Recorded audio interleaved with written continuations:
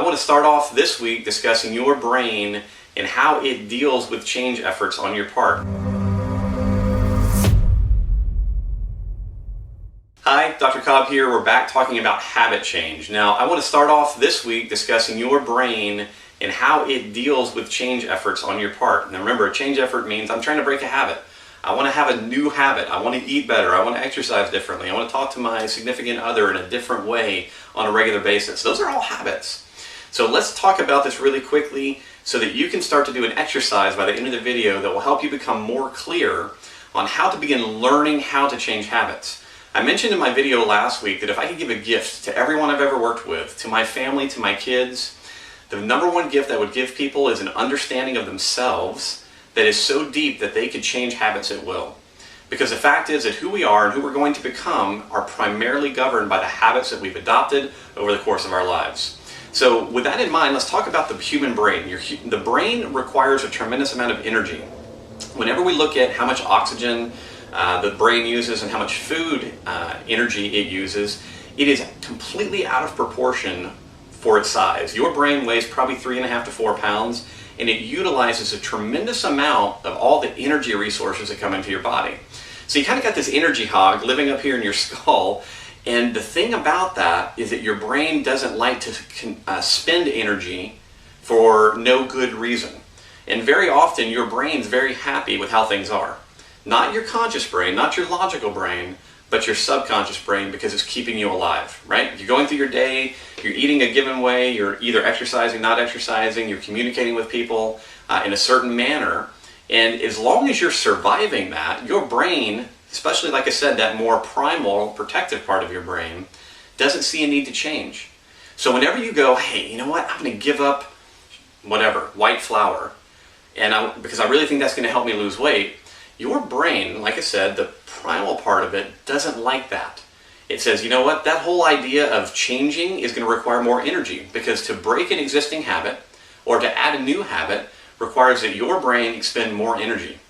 So in the neuroscience world, and as they talk now with the business world, the phrasing that we hear over and over is that change is pain. Meaning your brain perceives your efforts to change your habits as actually a painful thing. We like to use a different word in Z-Health. We use the word threatening. So changing habits can be threatening to, like I said, this more primal part of your brain that's specifically designed to protect you. So one of the huge challenges that people face is emotional content. And here's what I mean. When most people begin thinking about habits they want to change, they start off with the big things. They go, oh man, I need to give up something in my diet, or I need to begin exercising, or they pick something that's really important to them. The problem is the more emotional content attached to the habit you want to add in or the habit that you want to get rid of, the more threatening it is to the brain. So our exercise for this week to prepare you for next week is this. At the end of this video, I want you to pull out a piece of paper and I want you to write down 5 things that you would like to change in your life. All right, 5. 5 different habits. They can either be habits that you want to get rid of or new habits that you would like to add. But I only want you to write down 5. Once you've written down the 5, here's your exercise. You're going to sit and you're going to look at the list. You're going to think through the 5 things you've written down, and I want you to go to the one that has the highest emotional charge to it. Like, oh man, this would be so awesome if I could get rid of it or add this into my life. And what I want you to do is take a big red pen and cross that off the list. And then I want you to look at the remaining 4, and I want you to go through the same process. At the end of this brief exercise, you're going to have eliminated the top 4 habits that you want to change from an emotional response perspective, and you're going to be left with one that's kind of low threat. Now, the reason that I want you to do that is that as we begin talking next week about how to begin implementing technologies into your life to help you change habits, we want to make sure that you begin garnering success. I want you to learn how to learn to change habits. And we do that by starting with this very, very low threat perspective. There was a wonderful book written years ago called The 4-Day Win. The author's name is Beck. And what she talked about is that you want to take any habit that you want to change and you want to chop it in half, and then you want to chop it in half again, and then chop it in half again, and keep doing that until the habit that you're trying to change is so ridiculously small that it would seem silly to be scared of it. And that's what we're after for this week.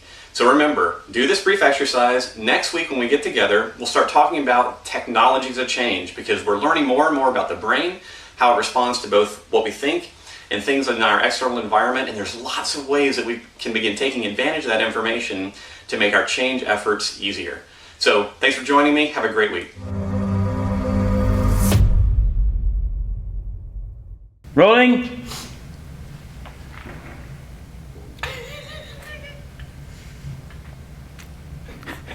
Perfect. That actually means make noise in film talk.